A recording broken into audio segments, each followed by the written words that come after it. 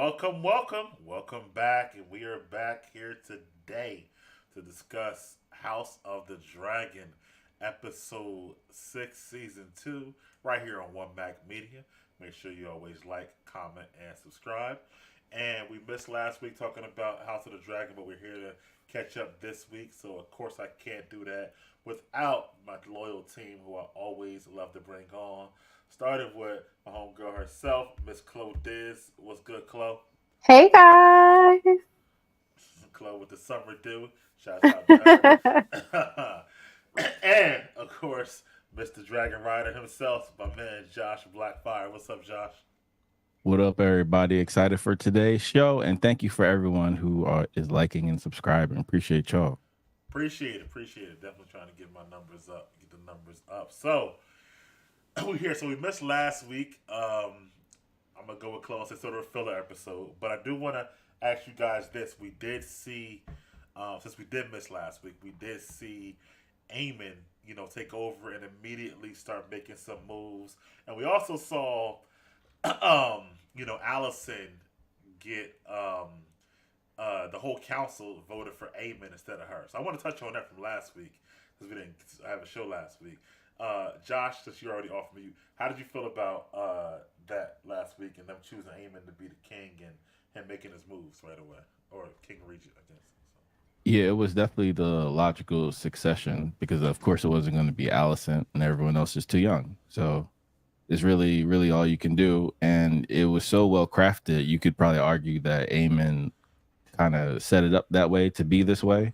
First, he isolated all the parties into where he can have a eye on what everyone's doing, similar to a Damon strategy. So I thought that was interesting.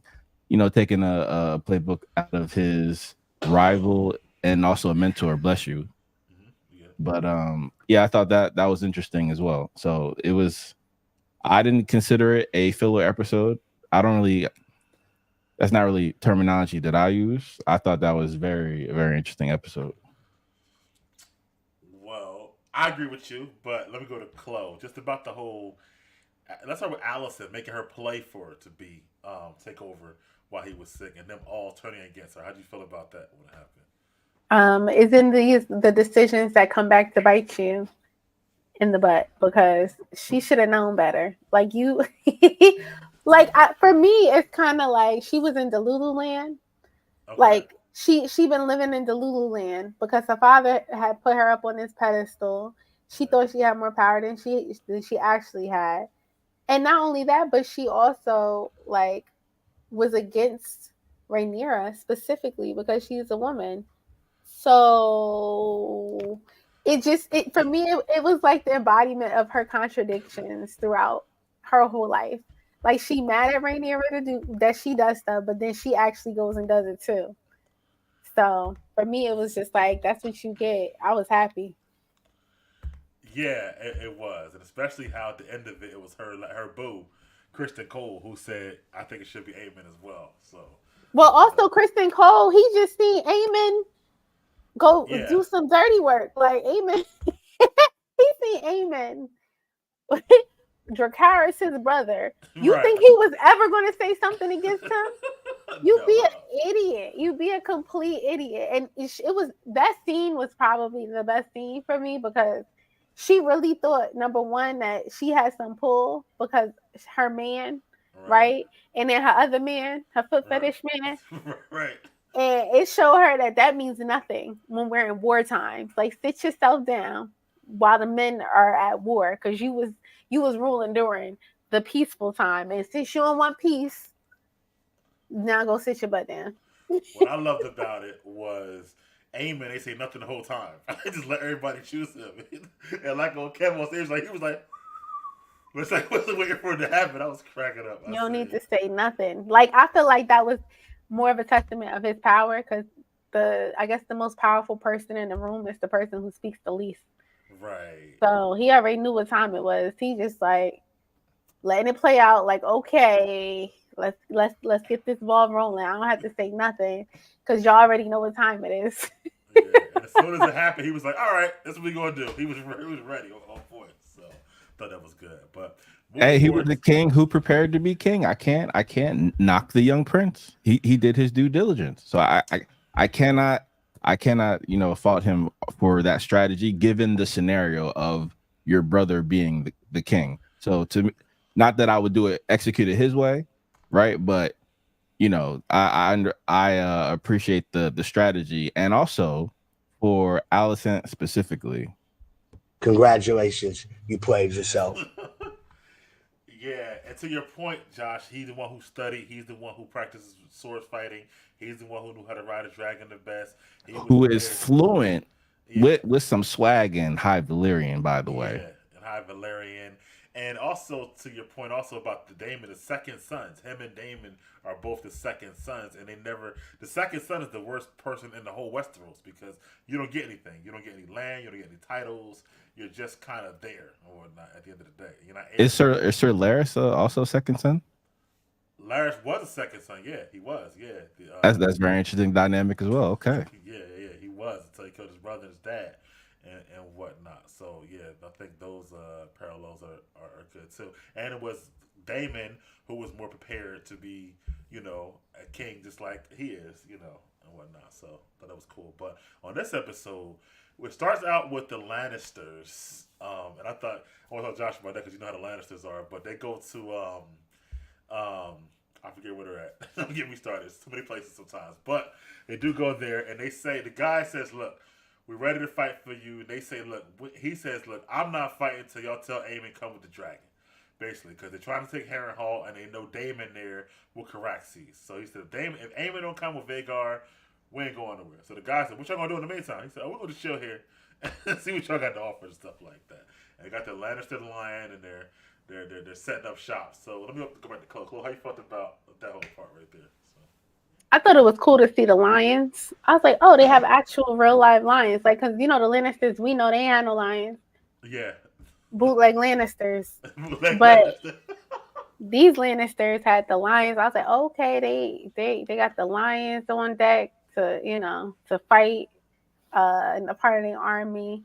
And for me, I just was like, okay, let's see how they're going to do this. And it was funny, and I'm sure we'll get to that, but Aemon's response to them saying, like, he needs to come.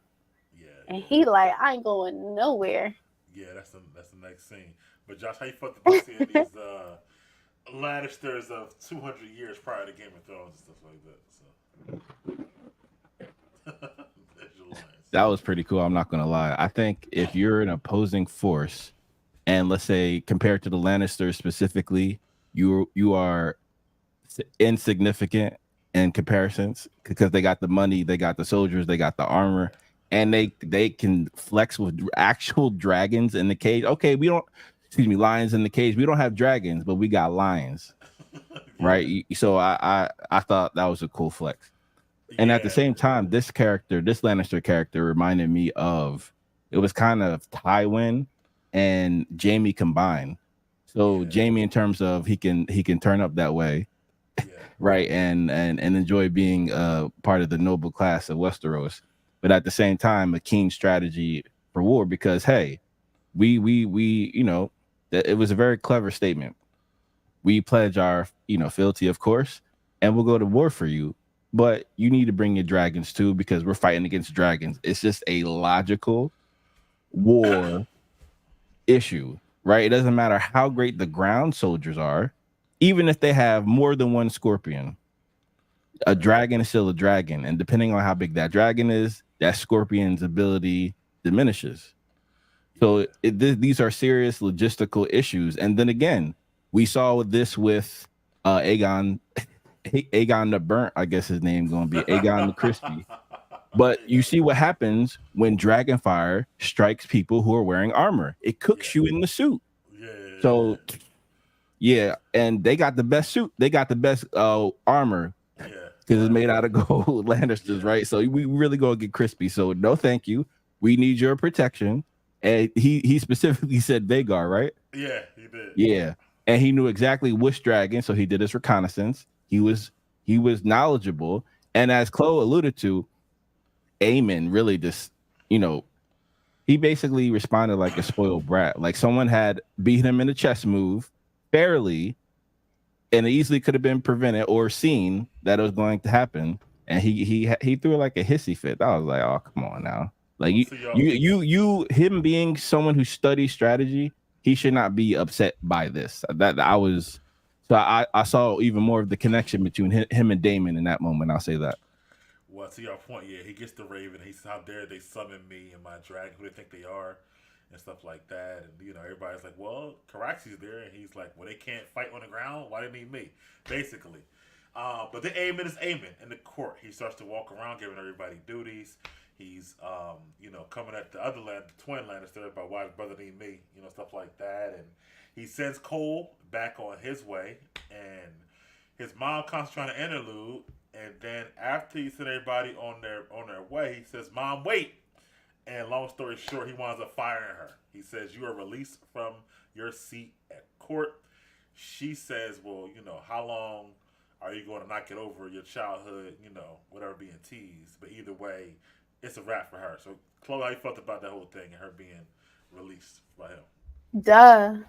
She should have seen that coming a mile away. She should have seen that coming. I don't know. Like, if I was her, I would have just like, I don't know. She should have did a different approach. She went in too hot, and her son is too hot headed for that. Yeah. But it was honest. Like, she didn't have a place there. Yeah. She wasn't the strategist. Right.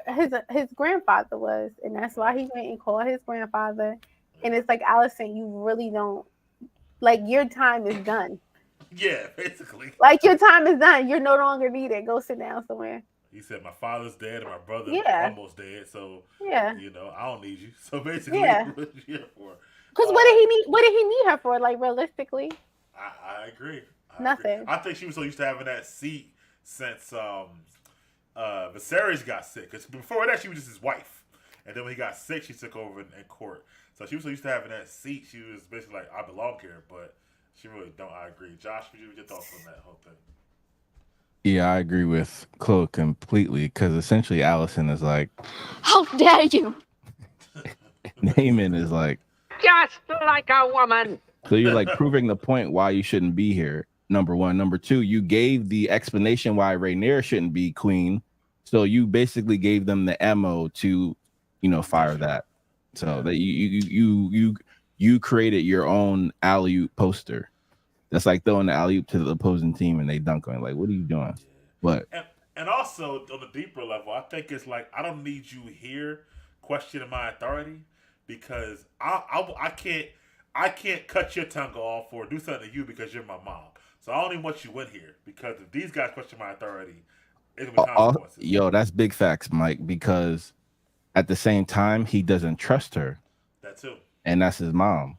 Right. So I thought that spoke volumes, that he doesn't trust you enough for you to be on the committee. Yeah. So speaking of table, we go back to the other table with Dragonstone, and we see Sir Corlys has taken a job handed to King, and he's still a little hurt, but he's feeling proudly. They summon in this part's funny though, but they summon in Sir Darkling, and Rhaenyra tells him that they need dragon riders, and basically that his great-great-grandmother, somebody, is part Targaryen, and they married a Darkling or whatever, and turn out he might have some Targaryen blood in him, and that he, could try to do the dragon. Now, she said, "You don't got to do this. It can mean your death." And he says, "I proudly do it." And we got the old man, it's like, no, but, they still decide to do it. And just to fast forward, because we can get it all in one, when he does go to do it, Nicole was talking about this, stuff like that, but he does go to do it eventually, and they got the dragon tamers there with the sticks, and Sea Smoke is the one who's going to try to tame. And he thinks he's done it, and Sea Smoke is like, "Psych," like I said, and he burns him and the other guy and takes off. So Josh, I'm going to you first. How you feel about Rhaenyra presenting it and him trying accepting it, and then his failed attempt eventually? Can't hear you, Josh. You're both on me. I do think it was a good idea strategy wise, and thank you. I do think it was a good idea strategy wise because you do actually need that advantage. Because what's the point of having all those dragons if no one could fly them? So you need that for that strategy to even be viable. You need dragon riders and extra dragons, and you have extra dragons in a perfect habitat for dragons built into the side of a volcano. You know what I mean? So it's like, what better way to do that? And then let me ask both of y'all, from y'all seeing the entire Game of Thrones series, and to everyone in the chat as well, Yep. if you knew the signs of what would happen when a dragon first accepts its rider, what would you say it would be? Just from your experience watching the shows. Accepts its rider. We saw it in this episode, by the way. Yeah. It kind of closes his. Wait, no. He sniffs them. There's eye contact. There's sniffing going on. There's a whole bunch of other signs, and I knew he was crispy as soon as he the dragon just put. Yeah, right. He should have known better. I think his pride got the best of him too. When he found out, like, oh, I could ride a dragon too. Let me try it instead of being realistic. And you can even see when he like, oh yes, it's happening. Like, nah, bro. You know, he couldn't even speak the language. Like, how could he even claim a dragon? They didn't train him. They didn't do nothing. They just said, we're going to just. You would have had to teach me some type of commands or something. They were in that time. So if they asked you to do it, you would have did it, Chloe? You would have said, you're like, nah, I'm good. I'm not. Nah, I'm not. There's other people closer. I've been like, why don't you try the bastards? Like, they got mad bastards. Like, those are foreshadow, but you know, not even the show, but this episode, we wound up seeing, you know, who does wind up with sea smoke and stuff like that. And, you know, I don't think Rhaenyra thought about her or Jace. They didn't think about bastards. They thought about people who they know might have had a Targaryen. But this is why I have an issue with it, Big Mike and Chloe, because Rhaenyra's been around that all her life, so she should know the signs. It's a very obvious sign. All of us know exactly what it looks like if we see it. And they didn't do none of that. So Rhaenyra should have been like, okay, back away. Yeah. The dragon didn't sniff at all. It actually just played possum. But he thought it was good. He was like, yo, I did it. And then he got burnt up. So, but Rhaenyra should have known. Yeah. Her and Jace really probably. So yeah, I agree with that 100%. And then my man got burnt up with the dragon tamer just for being there. So I feel bad about him. And he slit his own throat. Like, man, I'm not burning up. I'm just gonna he was prepared. That's the part of the job. Like, he knew what time it was. He had his knife. He was ready. They didn't even tell him to have a knife just in case. Yeah. They was just like, they didn't give that man no training at all. So yeah, and in the book series, they do say there's a few people who try to tame the dragons, but they wind up getting dead. I guess they used Sir Darkland in this case because we knew the character. Because he was the guy who went Rhaenyra to go see Alicent and stuff like that. He was very, very loyal, and it was his pop who got his head cut off by Sir Kristen Cole. So his family going through it. I'm sorry to say, but we back with Daemon, man. I hate this storyline, and I feel like they just don't know what to do with Daemon. And it's like my one gripe of the whole show. His little, you know, Luigi's Mansion storyline, they called it, because he's like going through these dreams. But this one though, we get Viserys back, so I do like that because I like the actor, Paddy Considine, I think his name is, and we see that it's like the same scene where Daemon was talking about his son that died and that the family needed him, but Daemon was off doing whatever back in the day. So both of these flashbacks, you know, I put them both in one. We get the scene between Daemon and his brother, and I guess, I don't know if it's like a showing what he should have did or how much Viserys really loved him. I ask you, Josh, how do you feel about the scene between Daemon and Viserys in this episode?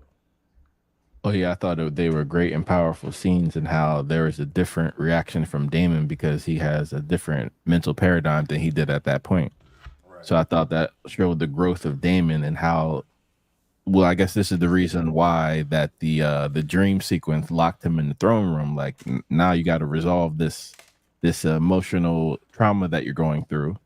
So to me, I actually love this whole Damon's Luigi's Mansion because it's allowing us to explore Damon's all of his vulnerabilities that we already knew he had, but now it's just like now he has to see them. Like we've all seen them, but Damon hasn't seen them. So I think this is a great opportunity for the actor to knock it out the park, and I think he's doing it best he can with the storyline. And to be fair, I think they're going to go deeper into why Harrenhal is so important, more specifically with the Godswood. Well, he cracks this episode for real. Like before, it was just kind of like his dreams. This time he wakes up, he got the knife to Simon Strong. He's like, "What's your game, Strong? What's going on?" They looking like, "I don't know what's going on," stuff like that. So, but Chloe, how you feeling about Damon and his dreams about Viserys this episode? I love that Damon's in this he getting haunted because like I said, I think this is a part of his character development and growth, like his character arc. Yeah. Because he is forced to like face his demons. Yeah. And so if he didn't go there, and this is just me projecting, but like if he didn't go there, he wouldn't necessarily be on Rhaenyra's side. He would still have his own ambitions. Yeah. And now I think he's just learning that like it's a burden to be, royalty is not something that's taken lightly. Like the only people who are successful are people who didn't want the crown, essentially, not people who are vying for it. So, and then it's also funny watching him wake up in awkward situations. No. And I like the witch. She's this is why I like this episode. She was very straightforward with him. And it was funny because he was over it. He grabbed his little knapsack and he was ready to go. He was like, "Nah, I got to get out of here. Like, I don't know what this." It was real. That's some real stuff because he was like, "Yo," because it was funny because last episode he was chopping wood. Right. Because, I mean, how I look at it is he got in a marital spat with his wife.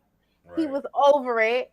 And then he was feeling himself a little bit like, yo, she gonna have to sit on the throne next to me because I'm the king. She could be the queen next to me. And then it humbled him because he was being haunted by all the crazy dreams that he had to face, including the really nasty scene last. It's just a lot. Damon been traumatized. Yeah, it's everybody's Rhaenyra. It's his mother, now it's his brother. He's definitely being traumatized.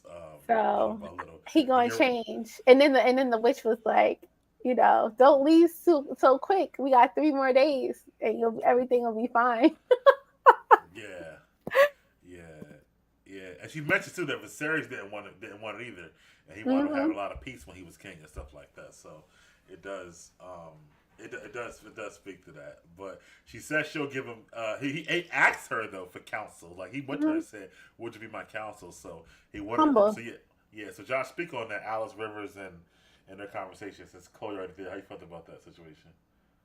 Oh yeah, wonderful character development for me. I agree, and I think now she's starting to give him more of the truth, which is what he needed. And I always thought that they should be, best of buddies and at least allies, because Daemon has a lot of influence in Westeros, and that's useful to a witch in Westeros, especially one who is consumed by fire, let's say.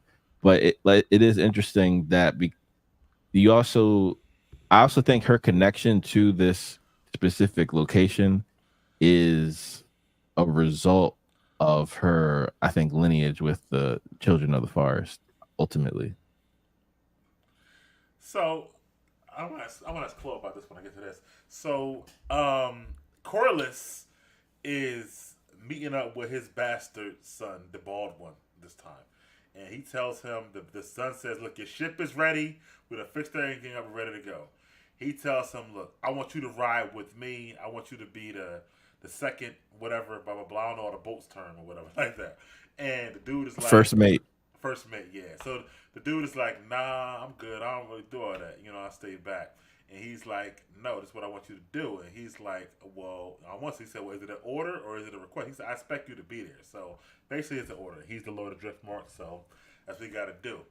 But, it's weird because I know Corliss knows this is bastard, and we know the boy knows it's his dad. But do they have, like, clothes? You think they got, like, an unspoken thing, like, I know who you are, you know who I am, we ain't going to talk about it? How do you see the relationship, Corliss and Alan? What's it? I mean, I think they both know. Right. I don't think what are you going to talk about? Like, ain't nothing to talk about. Clearly, he's grown. The man is grown. His kids is grown. Right. So they already know what time it is. And then, so I think him losing his wife, and her telling him, like, hey, you need to, give him royalty. He saved you. Right. I think now he's feeling lonely and he's reaching out for family. Okay. And that's why he's like, it's an order. Like, it's time. Because remember, his other son died. Right. His wife died. Right. He got two sons. His daughter died. His daughter died. He got two sons right there. Like. Right. But they and he saved them. And your son saved you. So that means that your son doesn't hate you because he saved your life. He could have just let him drown. Yeah. But I just found it unique that they had these conversations together, but don't acknowledge, like, you my dad, you my sons. I found it very, very interesting. But, like, why would they say it? Like, I don't need dialogue for that. The dialogue. I don't need it. No, I know as a person. I guess if I was there and my dad who had me, but never acknowledged me for, let's say, I don't know how old he is, he's 25 years old, I might be a little emotional. Like, bro, you wasn't even hitting. No, I don't know. I'm just saying it's just kind of weird to me. No, he's a bastard. I know he's a bastard. You know what I'm saying? But but my thing is this, it's like in those times, know your role. Okay. He don't even want nobody to know he's his son. Yeah. Of course. Yeah. No, the son. What's his name? Alan. Alan don't want nobody to know that he got blonde hair. Yeah, and that's weird too to me a little bit. Not weird. He don't get down with them like that. It's like having a father that's not like instead of him saying it like, Dad, you weren't there for me, he's showing it with his actions. But the other brother is like, yo, you need to take advantage of this and let's try to get out of here and get some real food in our life. And nah, I've shunned him. I don't want him in my life. And I already know what time it is. They in war. I ain't trying to go to war. So, Josh, what are your thoughts on the Corliss and Alan back and forth there? I do think it's similar to the Supercell. Okay. And having that whole truth that needs to be said but never isn't said, because that's essentially holding everything back. But to be fair to Corliss, he already made his order, so that's that. So we could figure that out on the ship. You feel me? And to be fair, right? And to be fair, I think this is a way for them to actually connect in an authentic way, because they both love the sea. They're both seafaring people. That's part of their culture, part of their identity. So I think there'll be a different level of respect. Probably be a scene about navigation, looking at this, all that sailor maritime talk. That's dope. I wish I want to learn it one day. I just don't know it now. But I think that'll be its own thing, and I think that was very clever to cut his hair, because, again, as a black Targaryen, they're literally there's even less black Targaryens, I would say, than regular Targaryens. So for that, and you're gonna be young and have white hair, so you ain't old enough to have that white hair. They're gonna be like, oh, you a Targaryen too. So usually in that era, you don't want that smoke. You know what I mean? So. But at the same time, I'm like, Alan, like, he's really trying to reach out. Like, why are you putting a barrier in the way? Like, why don't you just accept it? And even off the strength, you should be accepting it anyway, because you did save his life. So even if you wasn't his son, he'd still be probably making this order anyway. So it isn't like you didn't deserve it. So I know he doesn't want to play up his lineage because he thinks he'll ascend without earning it, and I admire that, but in this case it doesn't really apply, because you put in the work, you earned it, you got the masters, you got the doctorate, right? Now it's time for you to actually ascend, both in nobility from your bloodline, but also in stature from what you can do. Kind of like how Jamie is, or these sun knights of nobility. Like he could be that, but for the seas. So I'm like, real, and you might be able to get a dragon. Like, what's wrong with you, man? Like, think about it. And Think that's about what it all the way Adam is through. saying. His brother, like, all right, listen, man, it's time we come on up. And I just remember he does not have white hair. He doesn't, no. But he still wears it in the Targaryen way. Right. Yeah. Yeah, Adam does, but Alan doesn't.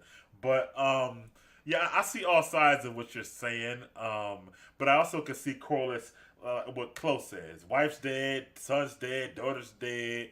Basically, like saying, like, maybe this is my chance to start to bond with my son by sharing our love for the Salton Sea and stuff like that. So I can see that. I can see a scene where he's still standoffish. Like, I can see a forthcoming scene with him talking about how he's a bastard and stuff like that. Between those two. And after that, so we get Mysaria. She's got the spies going on in Westeros. So basically, she done got the people to start the whispers that they at the Red Keep having all these feasts while the small folk are starving, stuff like that. And they're starting an uproar, which we'll see play out later on the episode, with the small folk. So, Chloe, I ask you, how do you feel about her plan and how it was working with the small folk and stuff like that? So it was so annoying to me that every time she would tell Rhaenyra stuff, Rhaenyra's like whining.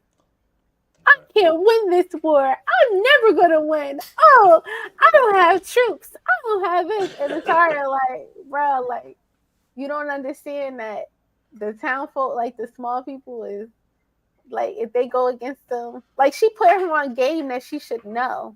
Yeah. Like, your father didn't teach you how to fight, but he taught you politics of the people because her father was like a good king. Right. So why is she acting all like she don't? Okay. Let me say this, because last episode, Rhaenyra, she's making me so annoyed. It's not even funny. She's just the most annoying. She's almost as annoying as Alicent to me at this point. Okay. I want to ride a dragon. I want to go fight. And it's like, you don't even know how to fight. Like, sit down. Like, you doing the same thing that Aegon doing. You just trying to do the most. Like, stay at the place at Dragonstone. Yeah. And send people out there to do your bidding. Like, and then she's all pondering, like, oh no, what can I do? Like, sit down. That's what you can do. That's the same thing that Alicent told her son. Just sit down and listen. You don't know nothing about fighting. You should have listened to Daemon, because Daemon, he's not gonna let y'all fail, because even if he wanted to be king, he needs somebody to rule over. So he's gonna make sure that the blacks win. So it's like she's being petulant as well, and she's trying to do the most. Like, even with her holding the sword and stuff, I was just like, girl, if you don't, and then she's not even asking nobody to give her lessons. Yeah. All you're doing is standing outside, staring off into the distance. Like, yeah, I mean, I wish my dad would have taught me. And it's like, bro, you sitting here, you don't got nothing else to do. Why don't you get a trainer, a knight, or somebody to teach you some sword stuff? I don't think she should do that, because I do think that what they're saying is right. If you're the head, you can't. If we lose you, we lose the whole war, because they got nobody to then vote for. So I feel like she should be taking time to get more strategic, maybe, and try to figure out how to win the war, since she can't go out and fight it herself. But she still wants to. It's my problem. Like, she's picking up a knife. So if you really want to learn how to fight, why you ain't got nobody teaching you how to fight? That's true. She got a lot of. You think you just gonna hold the knife and you automatically gonna know how to fight? Like, makes no sense. Let me get my man up in here. Look, he's moving around a little bit. Hell yeah, I'm trying to get. Yo, you broke your streak, man. You was on time for like. I was on time for everything except for the day. I said, "Yo, this is crazy right here." We figured it'd be good. All right, like that. Well, while you getting that together, Josh, let me go back to, because we kind of moved on to Rhaenyra, but it's just about Mysaria's plan to get the small folk against the King's Landing at the Red Keep, I guess. Oh yeah, brilliant plan, and she's showing why she should be the hand, to be fair, as well. So I thought that was cool as well. Right. And it's interesting that her and Laris kind of have parallel roles on each side, and Laris is more of an outcast because of his deformity, of course. Right. So even though he's from a noble house, he's still deformed. So back in in this era, medieval, it was kind of like being Tyrion, right? Being a dwarf. Yeah, So yeah. same concept as he articulated as well. Then at the same time, you have Viserys, you said? Mysaria? Mysaria, excuse me, thank you. Mysaria, who was the madam, right? And the whispers as well. So it's like you kind of like that little finger roll. So you can only ascend to a certain level, but now she's at the level where she's directly influencing the queen. But at the same time, the queen is essentially acting like all the men in power as well. So it's interesting how it shows that the power, the heaviest the head that wears the crown, right? It's the crown, it's that pressure to perform, especially as a nobility, that weighs on any mind. You know what I mean? So I thought that was a great parallel by George W.R. Martin, but also how they illustrated in the episode. And I thought this scene epitomized that. Yeah, and Bushan Bar says, while all the others are busy in the Civil War, Damon is mainly a haunted house. Right, he over here. Facts. And Luigi's Mansion, they call it like this. So, but hey man, let me just drop you right in. We're talking about Mysaria and her plan to, let the small folk feel like King's Landing is eating up all the food while they all starving and can't go out and they stuck there. And to have them turn on the Red Keep. How you feeling about her plan? How it's succeeding? Hey, yo, I thought that was a smart ass plan. The way that man looked when he saw that product sitting there. Hey, I'm talking. You're not getting that. Man, like Zeus. Yeah, Zeus over here. I'm talking. What you doing? Hold up. Dog, man? Yeah, go ahead. Hey, Zeus, yo. Wait, hold up. All right. Let me move forward to while you taking care of Zeus. Josh, well, let's come right back. But anyway, Josh, we got the next scene is back at the are you good, E? Yeah, I'm good. I had to get him right. out of here. All right, go back to the plan about Mysaria and with the food and stuff. Yeah, yo, I thought that shit was genius. The way that dude saw that food and the way the people was acting, I said, yeah, this is that. Yo, that was a real. So is the girl that they're using? Well, I can't say they're using. That she's keeping around. Is she like somebody that's like real tactical? Yeah, she's like maybe like a little like Varys basically to me. A little Varys, okay. A little bit of Littlefinger, that type of person. Yeah, she knows. All right, so that makes sense. So she's just not no luck. Because she started from the bottom. You know what I mean? She had nothing. She was, raped as a kid, sent with nothing. Everything she earned, she did on her own. So when you do that, you're not doing it. Them the best people though. Them the best people to have in your corner. Yeah. So back to one of my favorite scenes was back at the Red Keep. We get Aemon at another council meeting, and this time it's basically just like, well, we know Alicent's gone and Cole's on the rules, so it's just Larys and one other dude. And basically, Larys is trying to talk him into making him the hand of the king. He says, Cole was your brother's hand, and you need your own hand. And then he thinks he's gonna say yes, and he says like, oh, thank you. I would have never thought that. He's like, not you. He was like, sent for my grandfather. He was like, you told. He was like, nah, you'll never be that and whatnot. So let me back to Chloe. How you feel about that scene with Aemon and Larys there? That was crazy. Larys was too needy. Yeah. He was actually way too needy. Yeah, he showed his hand. He was getting greedy. He thought he had it and made the wrong move. He should have read the room. Like he should have seen Aemon. Like right, you can't play with him. You can't manipulate him. He not stupid. No. And he was trying to, do the same thing that he did with his brother, but clearly no. But that was funny because you could see his eyes light up like no. It reminded me of the dude thinking the dragon was gonna let him ride it. Like. Yo. Hey, yo. Hold on, Josh. Let me touch on that scene. How you felt about that going back? Man, that was horrible. Yo, right then and there, when that thing put the seat down like that, it was like just staring at him at the corner of the eye. I'd have been like, yeah, nope, nah, this ain't for me. I'm telling y'all, that thing's about to kill me. I'm not sitting on nothing. I'm not get somebody closer. That's not for me. Because that was crazy. That was and he probably was a good sword too. That's another thing that was crazy about it. That was a waste, man. That was a waste. He was a whole night. Right. Yo, C-Smoke, I gotta respect it. Is that a her or a dude? Which one is C-Smoke? C-Smoke a boy. Yeah. Yo, C-Smoke is all authentic with me, man. C-Smoke. When we get there, we're gonna get there. He big petty. He big petty. Yo, big petty, yo. Yeah, sure. Come on. Get up on my back. Come on, let me see you. Come here. Come a little closer. Come here. Burn him up and other dude. And the other two. Both of y'all for the foolishness. Then when he left, they said when he left, he was like, peace. Right. That was it. Yeah, it was, yeah, I'm done. I'm good. He looked back like, nah, good try. I'll pick my own. Good looking.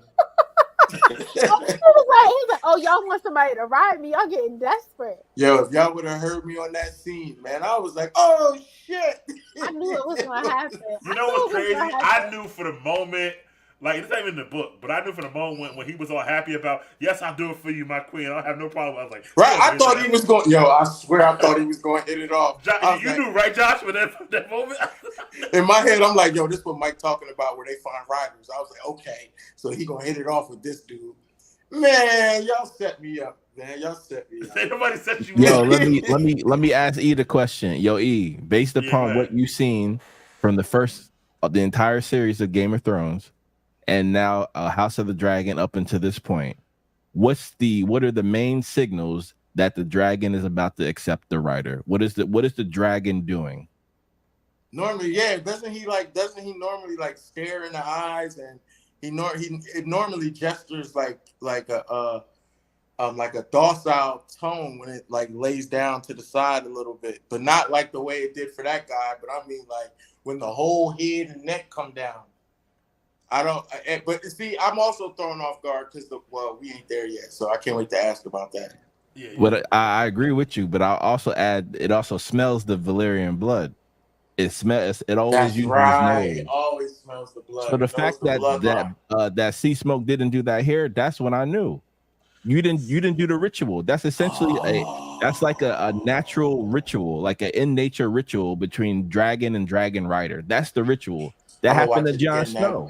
Yeah, right? I'm gonna watch it again now because it did go on Jon Snow. You're right. The problem is that Rhaenyra thought this was the one drop rule, basically, and this guy got like one drop of Targaryen blood from his great grandmother, basically, and down the line, and that's the problem. If you look at Jon Snow, his father literally was a Targaryen. You know what I mean? So it's like it's right there. It's not like down the line. That's why he can ride it. Anytime you're a bastard, you have Targaryen, so it's different. But this dude is like, I don't know what he is. He might be 1/8, if even that. You know, yeah. So that's what I think the issue is. But Alan half. Alan's half, yeah. Like Adam half. Like it's got to be, you know what I mean, a little bit closer in the bloodline, stuff like that. But anyway, Josh, your thoughts on the Larys conversation trying to be handed to the king? Kind of missed that. Oh man, Aemon was like, Boring. You're not going to manipulate me. What are you doing? He literally called him a toad. Oh man, that was crazy. That he Aemon sent Larys back to like primary school when he was getting picked on. Like with that, I was like, damn. Yeah, he got and he did get cocky though, and he zigged when he should have zagged. Like it was so easy for him to influence Alicent, of course, and also Aegon. Because they were also in need for that, right? Aegon ain't need nothing from you. Yeah, he was trying to figure out why he was there in the first place. Basically, right? Aemon ain't playing like he know like all right with them other characters. It makes sense because he knows what he brings to the table for them. Right. For somebody like Aemon, that's action. That's all action-packed boy right there. You can't. Only thing you bring to the table is either a sword or a dragon. Right. That's about it. Yeah. I don't know what he thought with that. And he ain't even share no whispers, no secrets. You didn't even get it wasn't even nothing good, right? He asked before he even gave anything. Yeah, He did he last episode, didn't he tell him to be mindful of the small folk? He did say that, but Eamon didn't really. And he didn't listen, so that should have been his cue. Right. Right, exactly. Like, bro, he didn't listen to you when you was putting him on game. Like, Because Eamon don't care about the small folk at all. no. No. Because he is which is weird because he always was teased and stuff. So he has like that bully mentality. So now he's trying to bully somebody else. He on a revenge tour. That's what Yeah. Mm-hmm. Right. You know what scared me though? Nah, I want to say like what scared me is what happened to Otto? We'll get to Otto. And actually, no, that's the Otto. So yeah, bring Otto went back to either Old Town or Highgarden, but Otto is coming back. But we'll get to that in a second. He coming back. Otto is not coming back. I don't think he's coming back. Nah, he out. Sneaky. He don't want to come back. He don't want to come back to Demise. He doesn't want anything to do with that. We'll see. But I don't answer no Raven. He ain't answer. He didn't answer. But he ain't answer for Allison though. No Raven. Right. Let somebody else send one. No thing. And the brother don't even mess with him anyway, Gawain. So you know what I mean. Right. But speaking of Aemon, so after the black dude comes in late and tells him that the king is starting to wake up, Aemon says, "Oh, that's good news." But then he goes into the room and he basically asks the brother, you know, what do you remember? I'm laughing at Josh comment, E. Right here.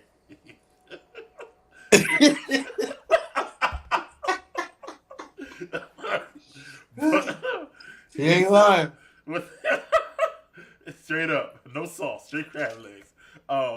He says, "What do you remember?" And Aegon is terrified. It's like, I don't remember nothing. Look, he's just like, you know, I don't remember nothing. He's just like, you know, he told him like, you know, I'm here, let you know, I got your seat basically. Blah blah. Hope you get better. But he's like, yeah, just leave me alone. He's terrified. And then we see when he asked the maester, Aemon's like, you challenged Meleys. That was stupid and whatnot. You know what I mean? And then the maester, he said, yeah, my brother, he coming along real slow. And the maester's like, yeah, you're right, real slow. So Josh, how you feel about the Aemon confrontation this episode? Yeah, I don't blame Aegon. I wouldn't tell him I remember none either. You ain't got to worry about me, boss. You ain't got to worry about me. not predicament.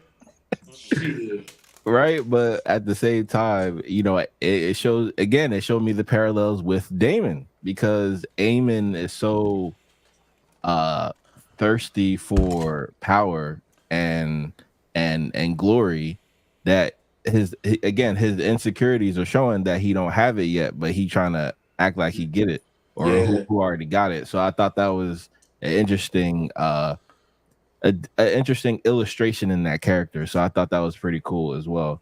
But I do think that Aegon, because he does remember, right? There's no reason for him to be afraid if he doesn't remember. Right. Chloe, how you felt about the Aegon Aemon interaction? He know who in control. Yeah. He been playing with his brother for so long, and his brother ain't never do nothing back. And then he was like, "Oh, you that type of petty? You gonna burn me up on my dragon in the middle of the war? Oh, you not playing no games? Okay, I see what time it is. Crazy. So I'm gonna just shut up and lay here and give me some milk of the poppy." And let me chill. He ain't want to be the king anyway. So that's another thing that we'll get to. Yeah, my thing is, right, he knows what his brother did. We can all tell. Right. Why the fuck you ain't making them secrets go down? Hey, that nigga burned me, mom. Hey, Queen Mom, he burned me. Because he's gonna kill him. What do you mean? Why would he tell? You gonna snitch?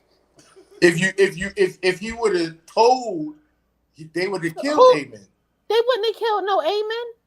Aemon got a dragon. Aemon has a dragon. True. And he will burn everybody to but you gotta kill Aemon before he get on that thing. No. And then who's gonna rule? Allison? I mean, true. He's untouchable. You got a point. Yeah, he seen his brother First of all, he's the king, right? So no one can tell him no at this point. So if he says, I want to see my brother tomorrow, right now, who's going to stop him? It'd be treason. Nice recapture. Yeah, that's true, Josh. So the mom can't stop him either, huh? The mom stop can't who? even, she can't The mom even has sit no on the power. council. She Yeah, can't I even mean- sit in the room. She can't do has- nothing. At this point, right? Because when her basically her son is the king, so she Right. has no power at all.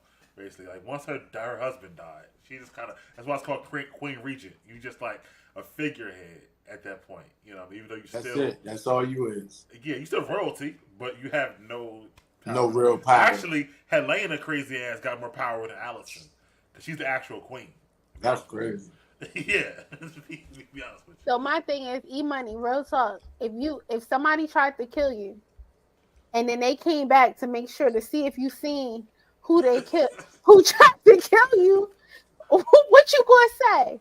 Oh, I'm not gonna let them. You're right. I'm gonna say what he did, but I damn sure trying to knock them off the board for sure. He If I gotta can't lay even up there, move. but I mean, like I would use my power as a voice and use my whisperer. That's what he need to be doing. His Allison power was over. only there because she was legal guarded the king and queen. Yeah, basically. Exactly. Right. I probably would let myself heal some more for a while before I did anything. But I ain't Before But I you get wouldn't to do it? nothing. I wouldn't do nothing because if he tried to kill you once and he failed, he's Right. coming back harder next time. Next time That's he ain't true. going. It ain't going to be no. Right. He only, like, bro. That's he what I'm saying. came Next on. time ain't gonna be no miss. You know what I'm saying? Like, No, and it he almost kind wasn't a of miss let this him know time. that right there. That it ain't. Yeah, that really wasn't a miss. Like I burnt you up and fucked you up. I could have really did worse. No, And- remember he was gonna go stab him.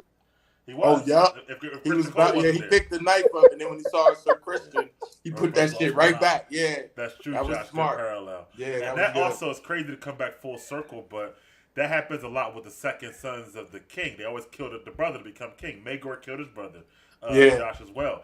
But that's how you know Daemon, though. He really loved Viserys. He never tried to kill Viserys. That's what I was about to say. That makes Daemon a whole different type of animal to me.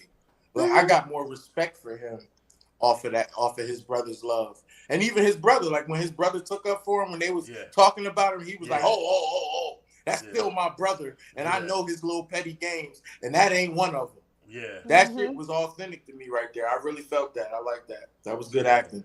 And as much ambition as Daemon has, he never tried to knock off Viserys. Nope, he never tried to knock that man off. Yes, I will say that. Wait, my question is this, right? If he killed Rhaenyra, he would be the king because he's the king regent, right? If Right. he killed... Mm-mm. No. Because you got sons. She got... It was going to go to Jace, her first Yeah, heir. it go to her son. But why would it go to her sons if he's next? He's technically next in line. No, he's not. No, it's not. Wait. It's over for him because he has no. His lineages is all girls. But my thing is this, right? Okay, like if we back it up, right? If Right. King Viserys didn't name Rhaenyra, he would have been the king. Right. No, If- it would have been So- Aegon still. Oh yeah, it still would have went to his sons. Yep. His son. Yeah, it Now, was your if- brother. If your the brother king ain't have no I- kids, I told you, Chloe, the second son has nothing coming to them.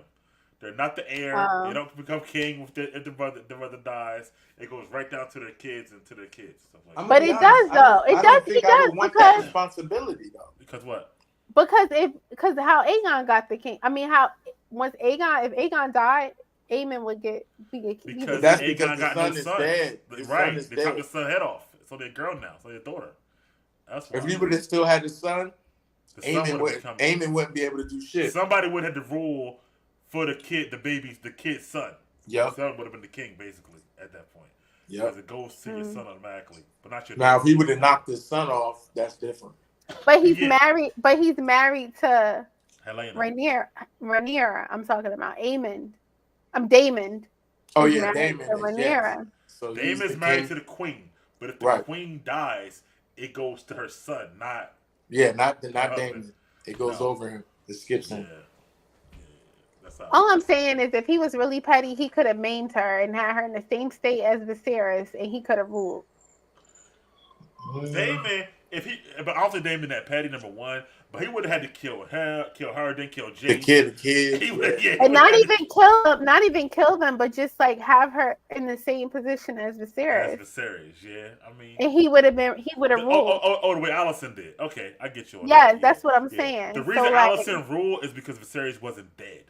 Exactly. Right, I get what you're saying. Okay. So if he was really about that life, he could have really set her up and did something crazy and really ruled. But he's not about that life. So no. But remember, mind you, she's also loyal. She was also loyal to him.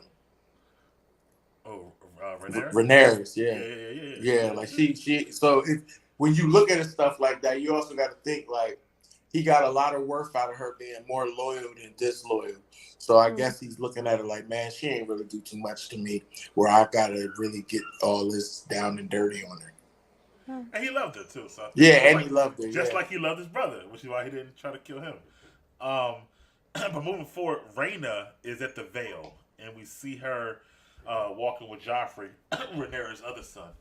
And they wind up seeing the burnt up ashes from some sheep, some people, and she knows right away. That's crazy. Yeah, because she's you know, she got that blood. So she go back and she tell the lady at the Vale, Lady Arryn, that hold on, you told me what no dragons here.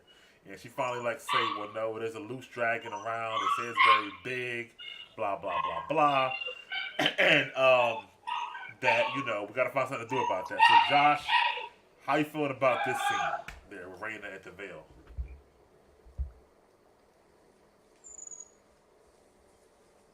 Yeah, I thought that was interesting to see what her life was like. Essentially babysitting. But you are babysitting the heirs, right? Which ultimately makes Rhaenyra's actions that more stupid at the end of the episode. But I understand. But we'll get there. But to be fair, I still think that Daemon and Rhaenyra both have strengths and weaknesses that balance each other. And I think if Daemon would focus on the war and strategy, and Rhaenyra would focus on, the small folk and, ensuring coin and all that, I think they both would be able to rule kind of like how the other, the Targaryen brother and sisters who were married before. Like y'all should have did it like that. And I think Viserys, he missed out on it by essentially choosing one to spite the other, put them on that, what's that called? The dragon spin of death, whatever that called. That put them on that trajectory, as opposed to be like sitting them down as adults. Like, listen, especially after the scandal happened in the brothel. Like, listen, like, listen, that shit. We're gonna clean this up. Both of y'all are gonna get married. Both of y'all are gonna rule as the king and queen, rightful heirs, and then that's it. Daemon, you'll focus more on the war and stuff. Rhaenyra, you'll focus more on the small folk and like other aspects of rulership, and that's that. But that wouldn't be as entertaining as this is. That's a good thought, because you see in this episode again, Jace, not to move forward, but he's telling her we need Daemon. And she's like, listen, I'm tired of hearing goddamn about Daemon. Damon, basically. Marsha. Right. But it was true. Yeah. That's one of their top guns. I mean, it's true. It's not like he's scientifically speaking out of term. He's saying some real shit. Right.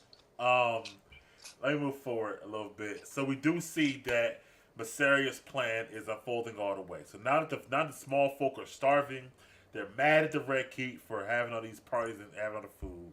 They send several. I thought it was one ship at first, but they send several ships. Yo, when all them joints was floating up, I was right, of food to give to the small folk. And later on, we see our guy Hugh Hammer, and they're all fighting over the food. So, Chloe, let me ask you how you felt about how this thing unfolded with them sending all the food. Well, also at the same time, we had Alicent apologizing over Aemon's body. Talk about, I'm sorry. God, yeah. I'm sorry. I put you in this. Let me go. Let me go. I got banished. Let me go do some wifely, motherly duties because I ain't been a mom for 30 years. Let me reflect on that. So she went and got her daughter and took her. Wait, oh, that's after. Okay, yeah. Before. But didn't she make rounds around Wait, did that happen No. after this part? It was after. Yeah, the food came first, and then The food came before she went before she went to the see. bed. Yeah, Yep. because then the black dude was like he sleeps 9 hours every 10 hours and stuff like that. Yep. Well, yeah. So the food happened. Oh yeah, they received the food. That's the part where Right, not all the the part where boats. they were mad. Right. Yeah. Right. So yeah, that was a great strategy. Like, how could you Shit was not smart. realize that shit? And the thing about it is, if Aemon didn't lock everybody in, Right. it probably wouldn't have been as bad Right. for them, because he was like, can't nobody leave. So not only can't you leave, but you can't eat. So I'm holding y'all prisoners. So that was smart of her. The dragon head caused the dumb shit. Him locking everybody in caused the dumb shit. Food being scarce and them partying and eating caused the dumb shit. But they didn't even party and eat. No, they that was just a rumor. that was a rumor. And then carting the lambs through Oh yeah, that too for the dragons. for the dragons. Yeah. Yeah, I was like, damn, Rhaenyra got a whole feast going on too, but she sent all that food to them and stuff like that. But they eat good on Dragonstone. What you feel about that, Josh? Shout out. Yeah, that was a master stroke strategy. Oh my gosh, It that was something Otto would do. Yeah, And I think that's a brilliant plan. And I was glad to see that more ships came.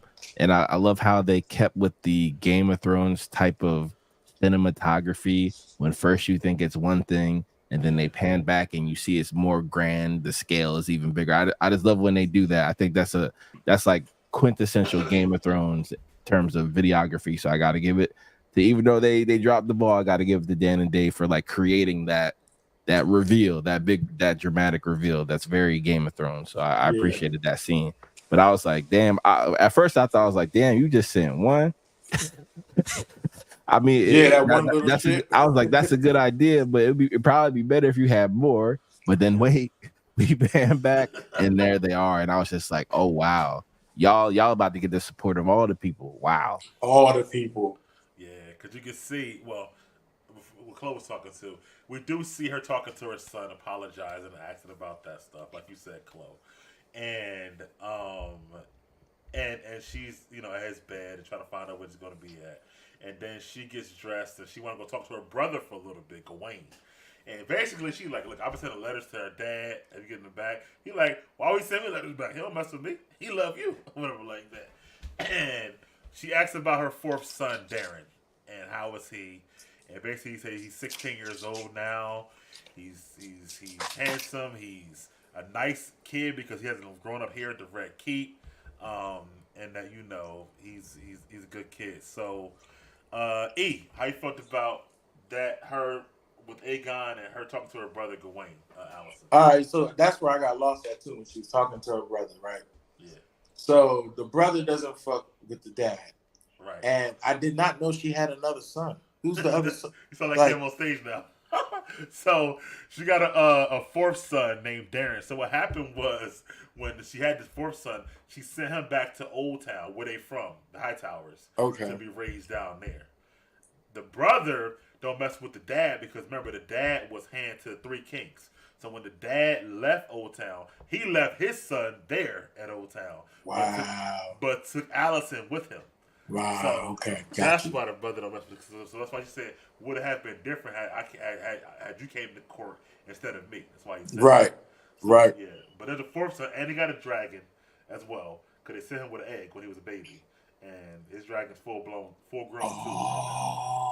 Spoiler alert, Mike. Here you go again. I like He it. said it in the show. He said he got a dragon. He did not say that. He did not say that. Oh boy, got a dragon. No, he didn't. But you can kind of tell like who's getting dragons and what dragons. Mike, stay with the spoilers. Like, dang, Mike. I thought he said that. Honestly. No.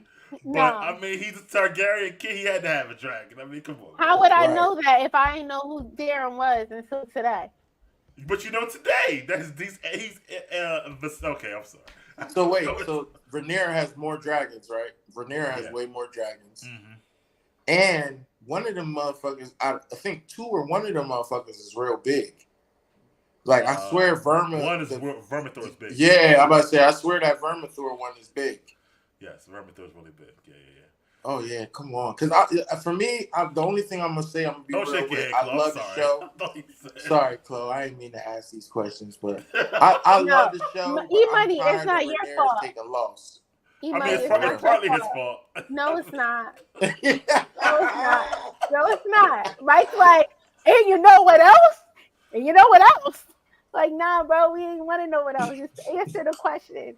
Mike, Yeah. Mike, no. Yeah. Okay. That's Sensational. Josh. sensational. I can't go nowhere. I can't see who's just ruining the whole thing. And watch it be the next episode we find out. And I'm like, this would have been But nice yo, to I find swear the out. show changes things up though. So sometimes No. Mike be saying stuff and Nah. it be different. It do be Nah. different. Something you're right. E. See, thank you, E. That's Nah, not no dragon. Not them talking about Aaron and the dragon.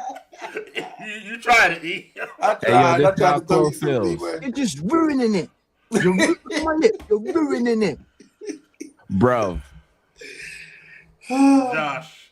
Let me move on to Josh. How you felt about her and her conversation with her brother Gawain and stuff like that? I thought it was very insightful because I had all those questions as well. Yeah. You know what I mean? And he was the one that gave those very frank answers, which I appreciate. You know, and he didn't grow up with his sister, so they don't really have a connection.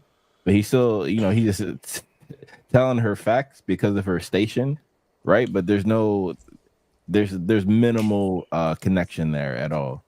So Yeah, you could tell. I was wondering why he was so snobby.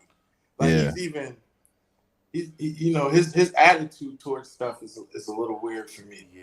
Well, he was 8 when his dad left, so and his sister was like 6. So, but when they left him there, so yeah, and by the way, the dad should have brought everyone to court. The mom, both kids, like all of them should have went to Yeah, court. I'm confused on that. You know, And then as, he should have passed on the baton to one of his brothers. Well, if you watch this show and Game of Thrones, it's not a spoiler club, but you notice kids get sent everywhere on this show. Like they never like stay with their parents in both Right. shows. As you see with Baela going now, even Theon going back to Game of Thrones was the Warrior of the Starks since he was a little boy, and he left the Greyjoys and stuff like that. So these kids just be they don't care. They be like, all right. go Can I get ask us. another question? Where did that dragon come from? He was Whose dragon is that? That Aaron's burnt up dragon? the stuff. We don't know. No, don't. That's not a question we know the answer to. Okay, E-Money. that's true. Got That's you. true. Before Mike gives us another spoiler.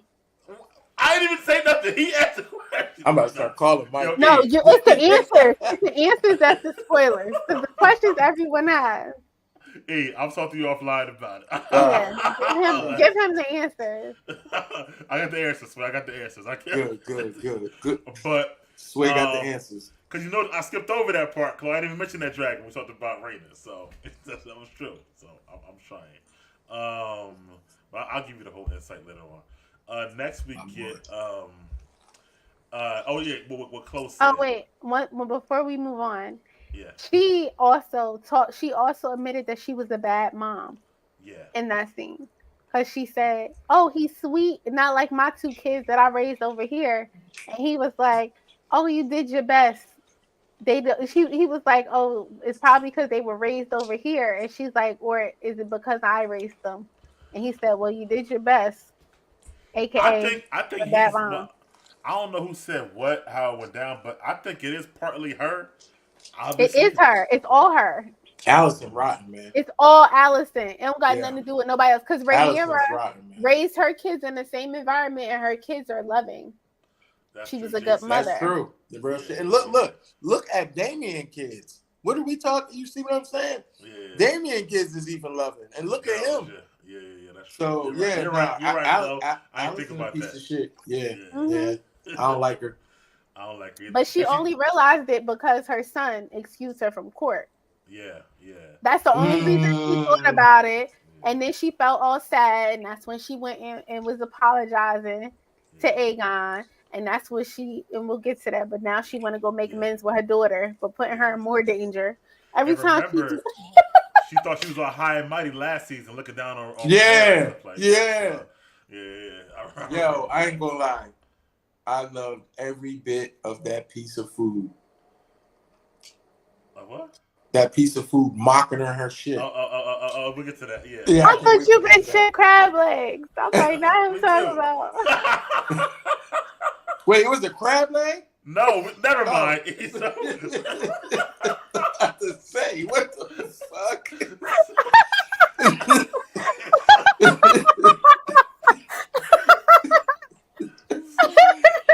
My bad, y'all. I was about to say, what the Good. yo? Never mind. So she does go to get Helena, who's doing her Helena thing, whatever, and they decide to go light a candle for Aegon. You know, her brother, her husband, her son.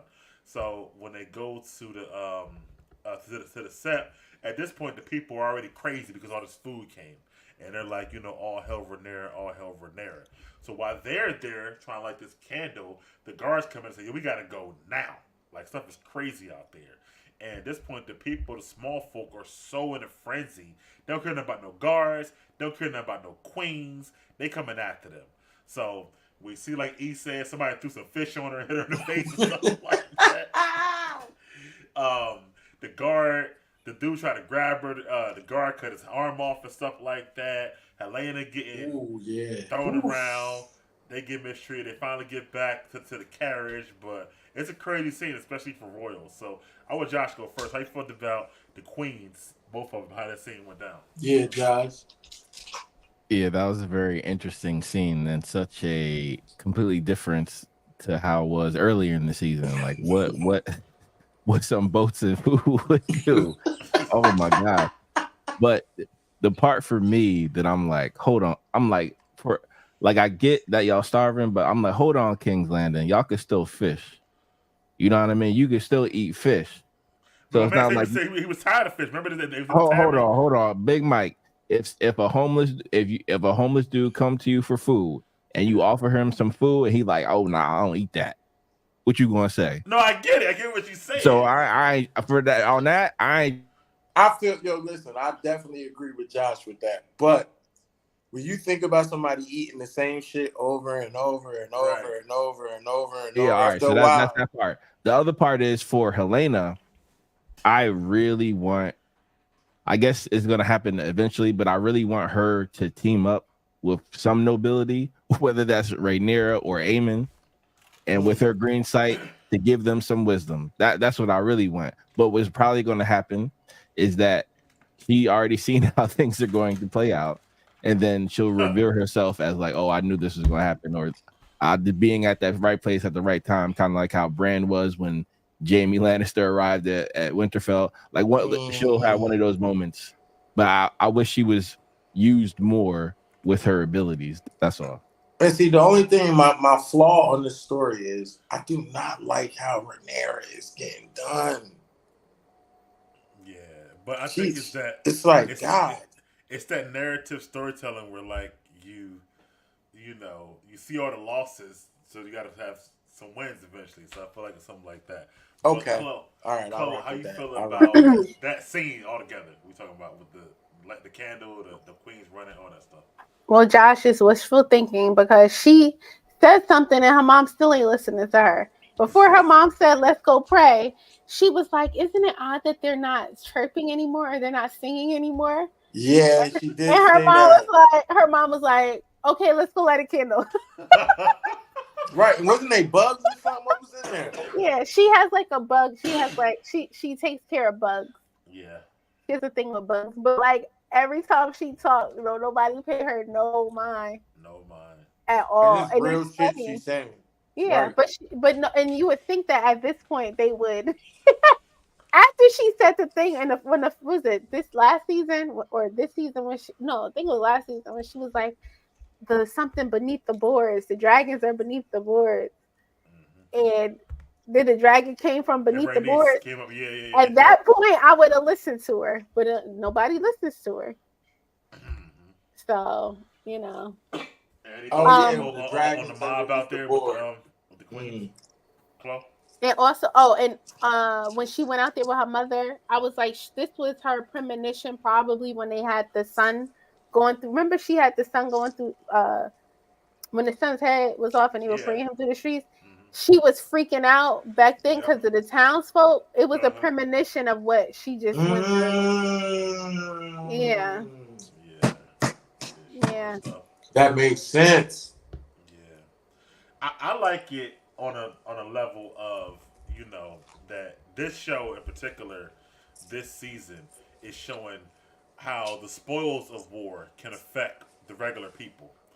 And, the blockade that Rhaenyra has, all the stuff going on is affecting the people. And we never really get to see sometimes in war shows how the regular people are affected. So Right. kind of like I do kind of like that aspect of it all. And how they talking about, in the tavern about the people in King's Landing and blah blah blah. So I kind of like that aspect of it all.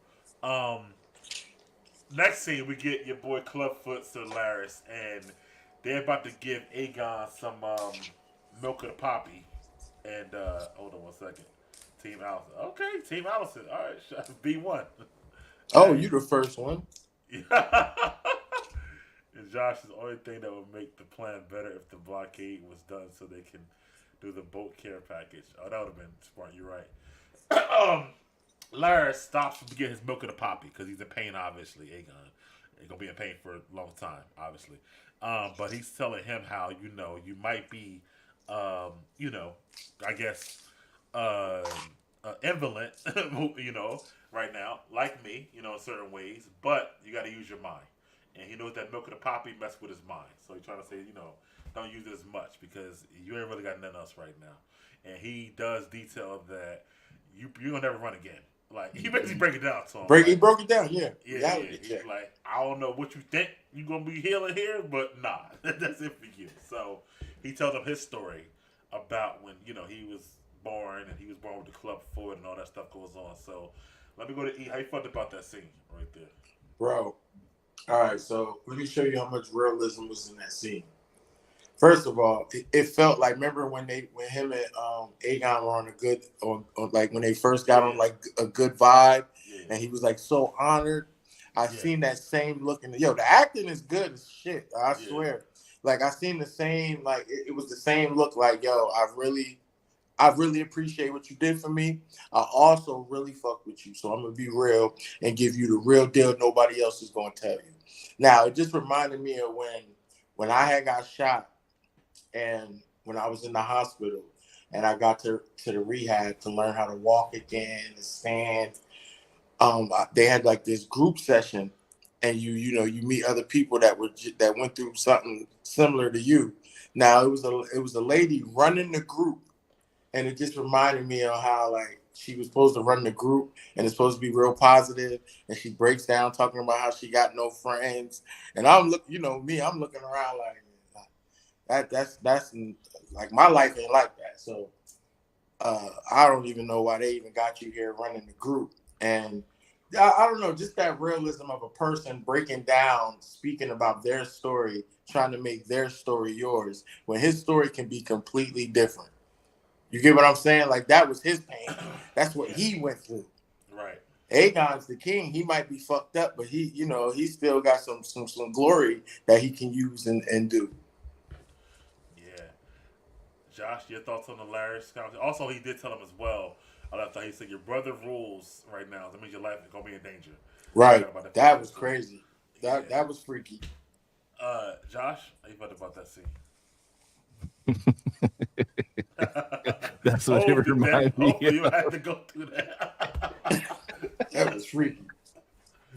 But yeah, I did like he said, I agree. I did admire his straightforwardness because, to be fair, I think Laris probably have given Aegon the most wisdom he's ever received because he wasn't receiving it from his grandfather. Nope. The only person he was listening to was Laris. So he gave him some more wisdom, and I hope that is a precursor for them to conspire together against Aemon. Because to be fair to Laris, this is the problem where he zagged when he should have zigged. I'm like, you should have kept your investment in the current king. Right. You know what I mean? Because you didn't know, you the master of whispers, and you ain't know he can whisper. Right. Like, come on, man, you gotta know the information and make your play off of that. Like that to me, that was very short sighted. and too greedy, like Chloe said. But you know what? I'll say this, right? It was definitely too greedy, but I think it taught him a valuable lesson of that. Like, all right, being too greedy, like, so it makes him more dangerous now because now he knows I can't be too greedy with some of these motherfuckers. Some of these motherfuckers still look at me as how people used to look at me in the past when I didn't have money and I was a gimp and all this and crippled. Yeah. So yeah, let's take. I don't know, man, but I think it's gonna make him more on demon time. To be honest, since Eamon was talking shit, and like I feel like it's gonna make him more on demon time with Aegon. Well, yeah, I don't think even. I mean, it was a great scene, but I don't think Larys. I mean, he had to take it, but I don't think he took it well when Eamon called him a toad and all that stuff. So, I was gonna say I looked at it as he just wanted an ego stroke because he just got his feelings hurt at the table. Right. Eamon just called him a toad, and the only person that he could talk to was the king. So he was trying to be getting his ego stroke, like, oh, let me go over here, like similarly to what you said, E-Money, like, oh, I can tell my story now, and you're just like me, and we have to do things together. He like, man, if you don't give me that damn milk of the poppy, I don't like. Why are you putting your will onto me? I don't want to rule. I ain't never want this. Just give me the milk of the poppy. I'm chilling because my brother gonna kill me. Duh. Right. You didn't have to tell me that he was going to kill me. I already know what time it is. Like, I just feel like Larys is just reaching out for anything at this point because he doesn't have the queen. He don't got Queen Alicent support no more because he dogged her out at the council. Yeah. He definitely don't got Aegon support. Amen. The only Amen support. The only person he can get is Aegon, and he should have just gave him the milk of the poppy. No, I think it was smart not giving it to him. No, let me explain. Go ahead. If a drug addict wants their drugs and you're the keeper of the drugs, they're going to listen to you. So if he was smart, he would say, "Hey, here's a little milk of the poppy. Here's a little milk of the poppy." You know what I mean? Like if he really wanted to manipulate him, not like, "Oh, I'm going to make you strong." Like, bro, see, ain't that like him. Like a puppy sucking on the titty. Like, I don't think he wants him to be in on his titty. I think he wants him to be more like what's the word I'm looking for, y'all? Like when somebody is more like Solo, yeah, more independent thinking. He don't want him to do that. Smarter. No, he don't want him to do that. You know why? Because last time he independently thought. He hopped on a dragon drunk and got burnt to a crisp. That was mommy's fault, though. That mommy caused a lot of that. But it's all of them. It's all of their fault. Like my whole thing is this: if he really want to be on demon time, he needs to give him some drugs and keep him high, and be his codependent. Right. Person. So you want him to be a crackhead, and then when this nigga don't get his fix, he decide, you know what? Hey, this whisperer guy was telling me all types of shit, Amen. Nah, he ain't gonna say that. He not gonna say that. First of all, he knows that he ain't never gonna get that kingdom back. He knows. He knows he on borrowed time because his brother is going to kill him. He's laying there. He can't move. He's in excruciating pain. Right. And old boy is holding back the drugs from him. When he ain't have a mind to begin with. It ain't like this man was like super smart and he like, all you gonna have left is your brains. Like, bro ain't had no brains. So all he gonna have left is the fact that he's a king. So he could be a high king. That's true. Yeah. So you think he could keep him high and influence him to say things or do things? Yes, he should have just kept him high. If I'm on demon time, I'm keeping him high the whole time until he get better.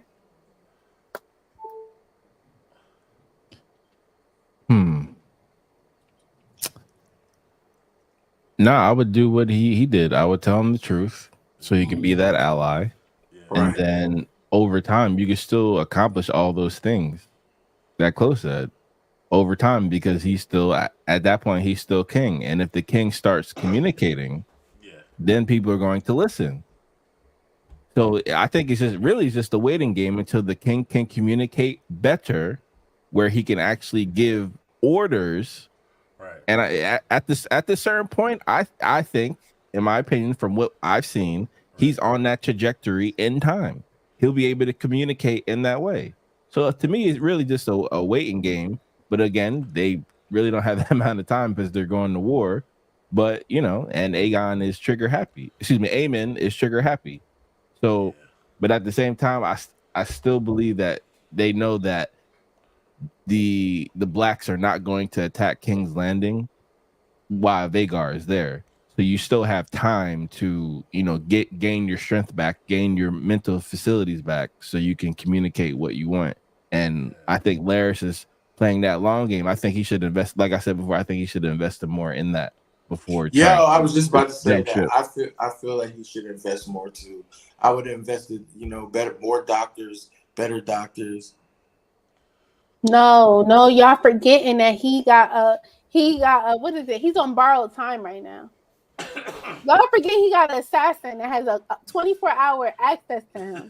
That's true. So the minute that he even looks like he think he could say anything smart, he gonna kill him.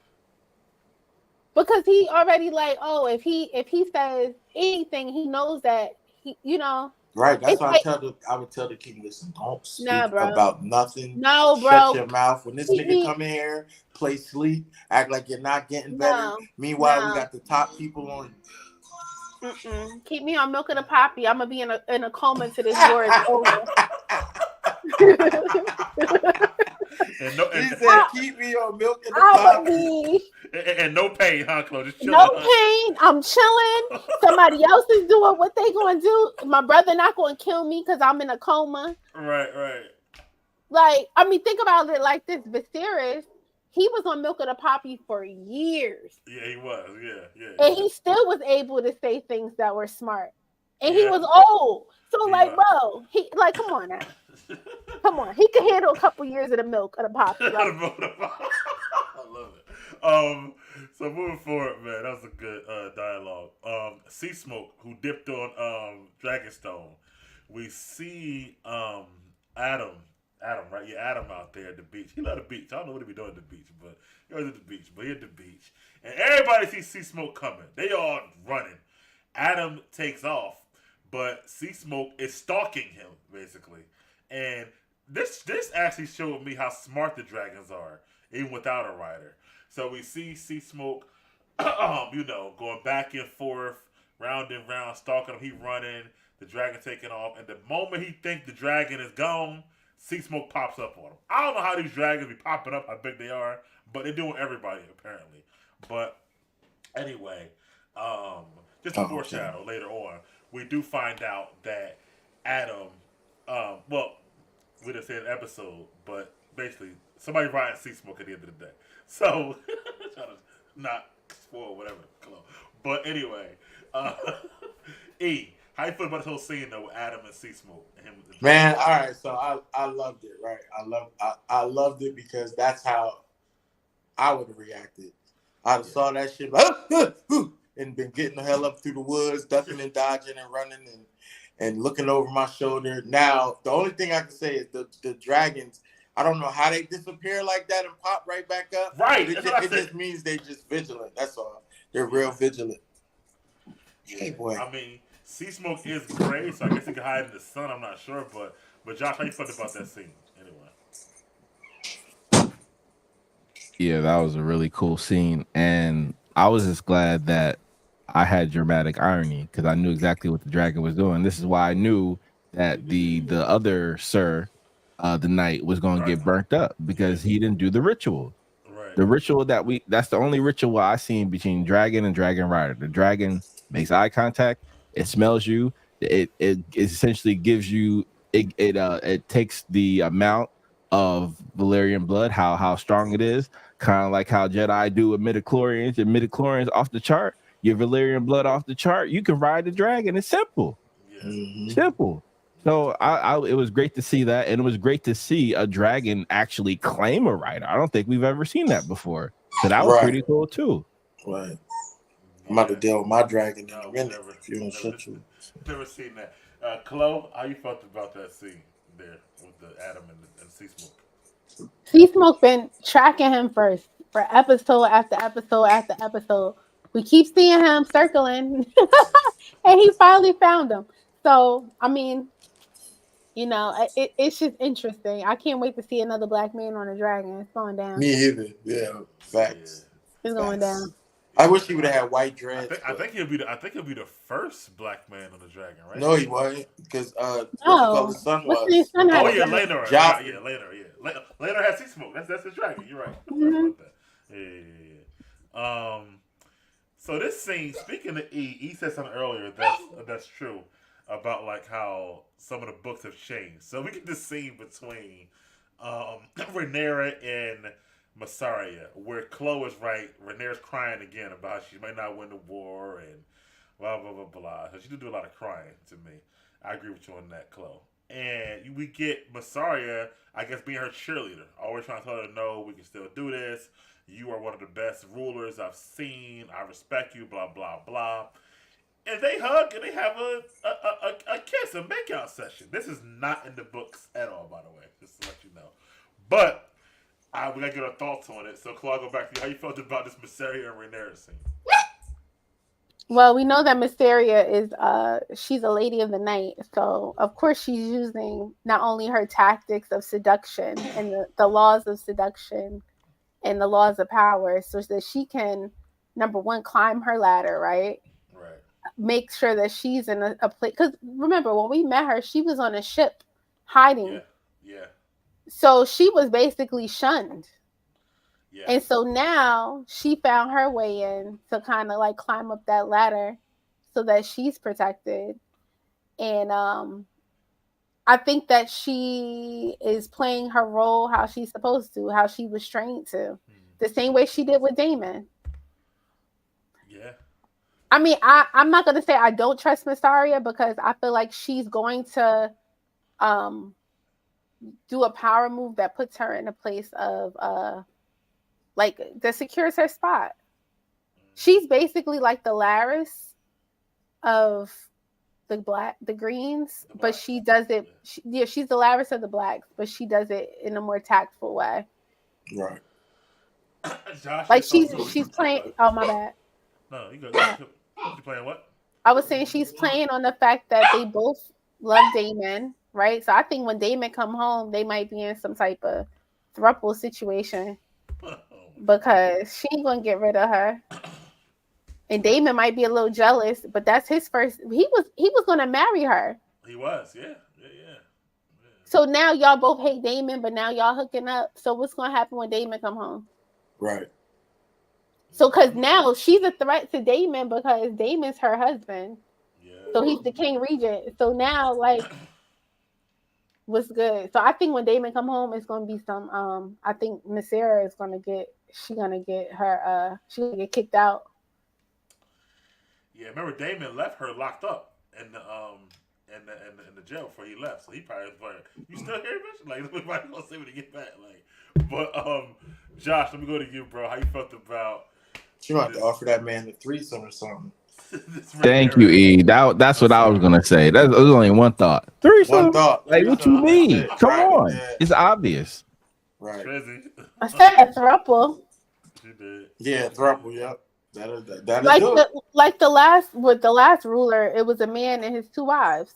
Yeah, Aegon the Conqueror and his sister wives. Yeah. Boy, you won't get no more sausage. You They're acting doing like a that. show about that, which I can't wait to see that. Right, I can't wait for that. Wait, they're doing another show? Yeah. When they conquer Westeros, Yeah. Oh shit. I want to see Yeah. the doom of Valyria. I don't want it to be off screen. I need Right. to see it. Right. This is Atlantis. Right. This is Westeros Atlantis. I need to see it. They should show that CGI. first. Yeah. Yeah. I don't care if it costs 50, 100 million. Do it right. Do it right. All the way right.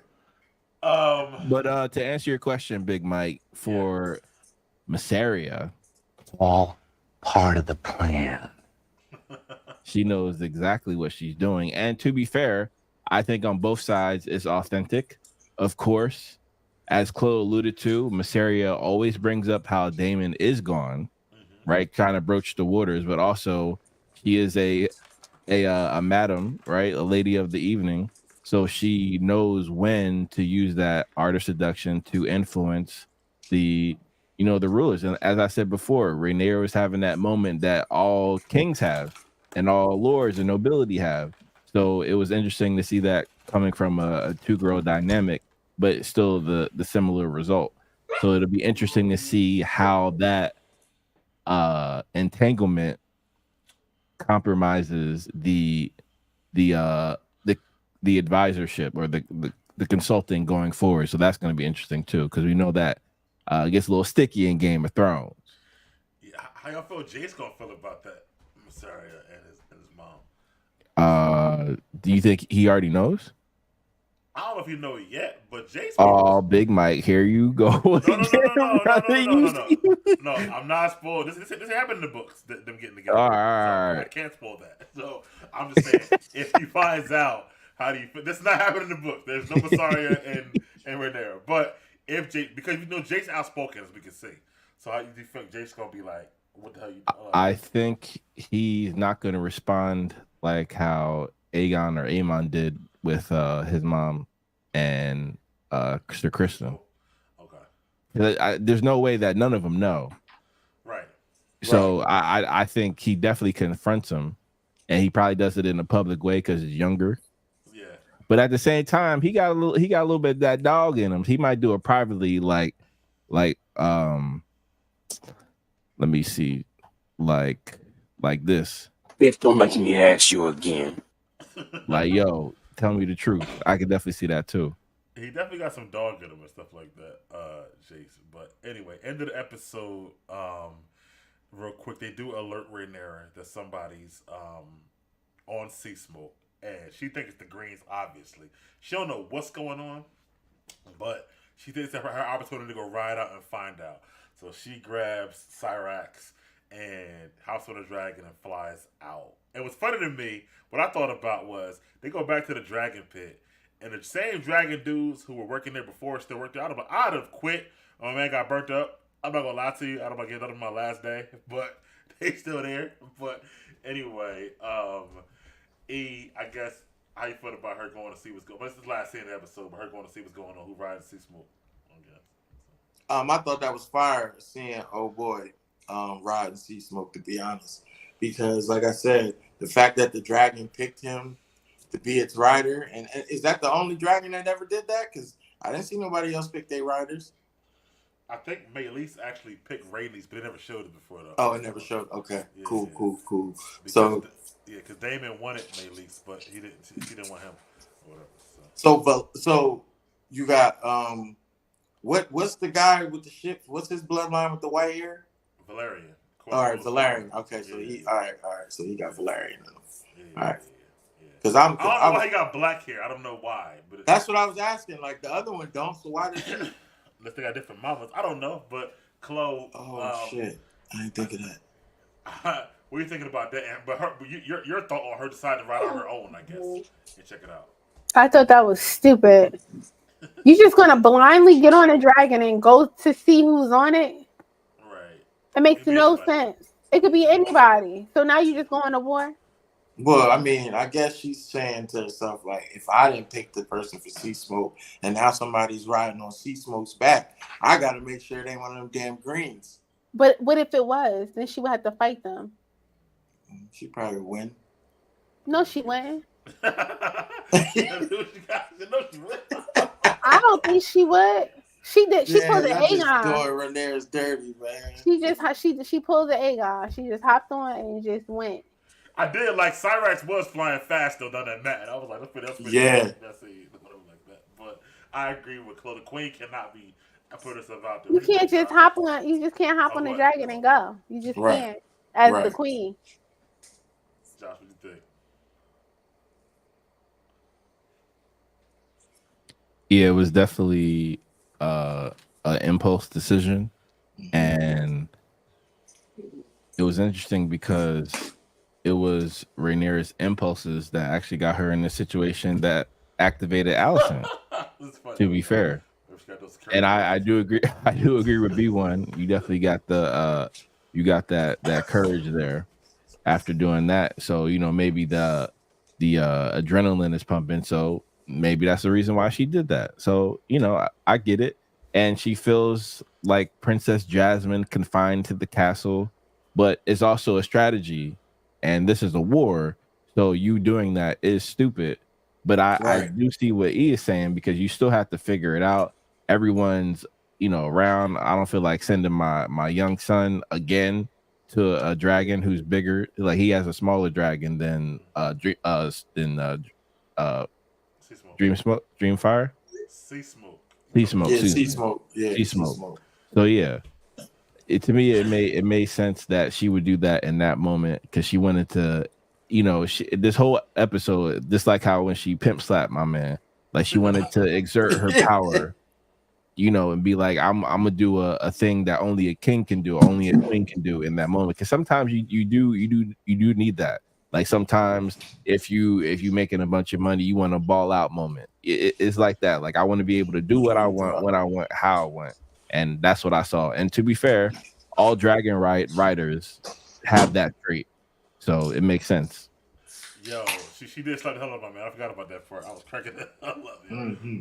But Chloe, I don't think she would lose, because if somebody just claiming sea smoke, that means they're not an experienced dragon rider. She been riding her dragon, she was a little girl, so I don't think she actually would lose in a Right. battle.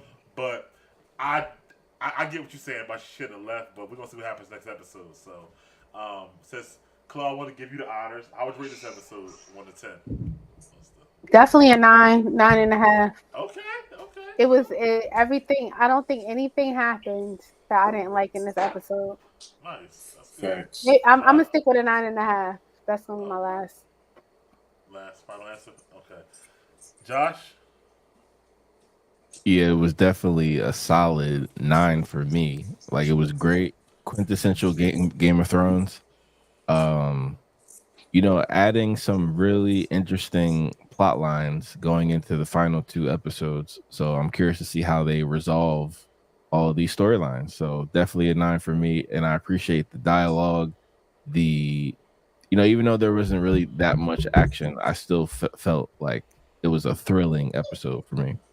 Right. Yeah. E. Now that's what I'm gonna agree with.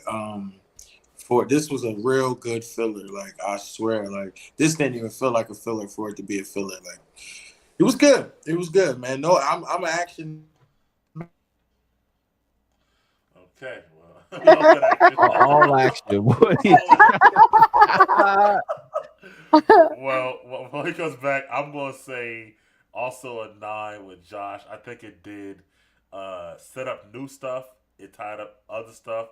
It brought to forth, like Chloe said, certain setups from before. Like, we saw Sea Smoke with the dragon all season with Alan. Now we see what happened from that. So we see some stuff from before coming to fruition, and then new stuff coming down the line. I thought the dialogue is always great. So yeah, I'm gonna go with a solid 9 too. And we got 2 very long episodes left. I keep forgetting these last few episodes are like hour, 15 minutes a piece. So they're almost like short movies. So I'm pretty happy about that. So yeah, Yo, Mike, did you feel this episode was short? This past episode, even though it was 108 minutes.